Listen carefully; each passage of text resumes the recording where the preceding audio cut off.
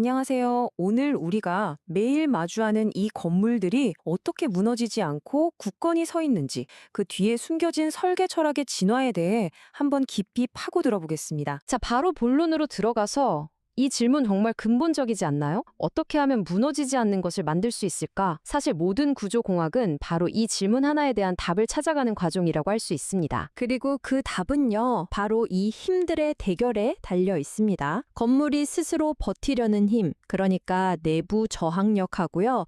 또 그 건물을 짓누르거나 밀어내는 외부 하중 사이에 끊임없는 싸움이죠. 규칙은 아주 간단합니다. 내부 저항력이 무조건 반드시 이겨야만 합니다. 그런데요, 이 승리를 어떻게 보장할 것인가에 대한 전략, 즉 설계 철학은 지난 한 세기 동안 정말 놀랍도록 발전해 왔어요.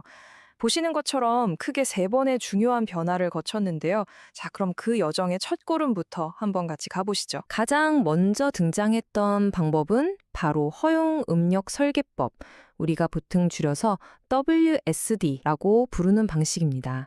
이 방법의 논리는 아주 단순하면서도 굉장히 조심스러웠다고 할 수 있어요. WSD의 개념을 쉽게 비교하자면 이렇습니다. 어떤 재료가 실제로는 100의 힘을 견딜 수 있다고 해도 아니야, 혹시 모르니까 딱 40까지만 안전하다고 정해놓고 그 안에서만 쓰자라고 말하는 거예요. 그러니까 재료가 가진 진짜 능력의 아주 작은 일부만 허용해서 쓰는 엄청나게 보수적인 방식이었죠. 이 그래프를 보시면 WSD의 생각이 뭔지 한눈에 딱 들어오죠.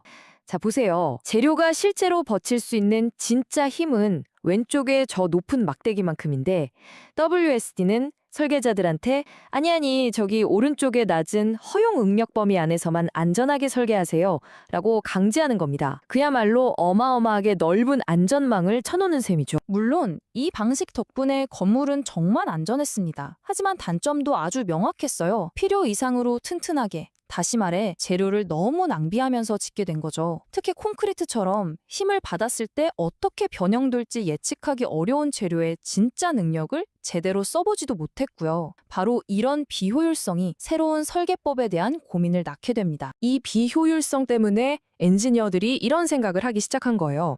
아니, 재료가 가진 힘을 거의 끝까지 쓰면서도 안전하게 만들 방법은 없을까? 이 질문에 대한 답이 바로 극한 강도 설계법, 즉 USD의 탄생으로 이어졌습니다. USD는 관점을 완전히 바꿨습니다. 평소에 받는 스트레스가 아니라 이 구조물이 정말로 무너지는 그 극한의 순간에 집중하기 시작한 거죠. 바로 이 슬라이드가 USD의 가장 똑똑하고 핵심적인 아이디어를 보여주는데요. 안전을 위해서 이중으로 잠금 장치를 거는 거예요. 첫째, 1번 단계처럼 실제 작용할 거라고 예상되는 하중을 일부러 더 크게 부풀려서 계산합니다. 태풍이 생각보다 더 셀 수 있으니 더 강한 바람이 온다고 치자, 뭐 이런 식이죠.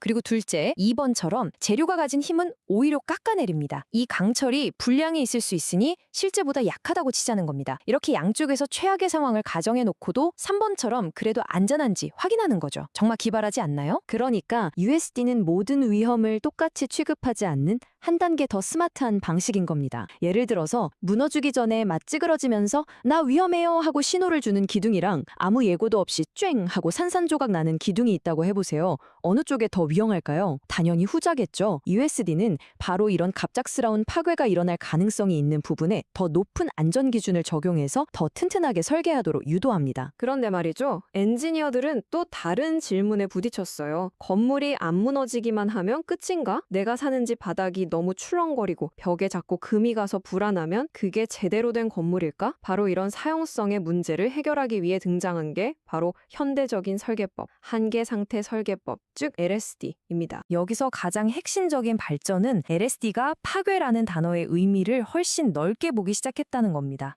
더 이상 건물이 완전히 무너지는 것, 즉 붕괴라는 단 하나의 문제에만 매달리지 않게 된 거죠. LSD는 엔지니어들한테 여러 한계 상태를 다 검토하라고 요구합니다. 건물이 붕괴되지 않고 안전한지, 즉 극한 한계 상태를 만족하는지는 물론이고요. 사람들이 사용하는데 불편함은 없는지, 예를 들어 진동이나 처짐 같은 사용성 한계 상태까지 모두 만족시켜야 하는 거죠. 그리고 이것이 바로 현대 설계 철학의 정점이라고 할 수 있습니다. 세상에 100% 확실한 건 없다는 불확실성의 개념을 통계와 확률을 통해 과학적으로 다루는 거죠. 그래서 하중이 예상보다 클 확률은 얼마인지, 재료의 강도가 생각보다 약할 확률은 얼마인지 이런 것들을 모두 따로따로 고려해서 각각에 맞는 안전계수를 적용하는 훨씬 더 정교하고 합리적인 시스템입니다. 자, 그럼 이 세 가지 설계 철학이 실제 건물에는 어떤 차이를 만들어낼까요? 이 개념들을 좀 더 확실하게 이해하기 위해 똑같은 조건의 콘크리트 볼을 세 가지 방법으로 각각 설계해 보겠습니다. 우리의 목표는 이 볼을 안전하게 만들기 위해 철근이 얼마나 필요한지 계산해 보는 겁니다. 자, 동일한 조건에서 세서색 방법으로 설계를 돌려봤더니 이런 결과가 나왔습니다. 이 표에서 가장 오른쪽 열, 필요한 철근 양을 한번 보세요. 각 설계법이 얼마나 다른 답을 내놓는지 바로 알 수 있죠. 이 그래프를 보면 그 차이가 정말 극명하게 드러나죠. 맨 왼쪽에 WSD가 얼마나 많은 철근을 요구하는지 보세요. 물론 안전하긴 하지만 위험을 훨씬 더 정교하게 분석하는 USD나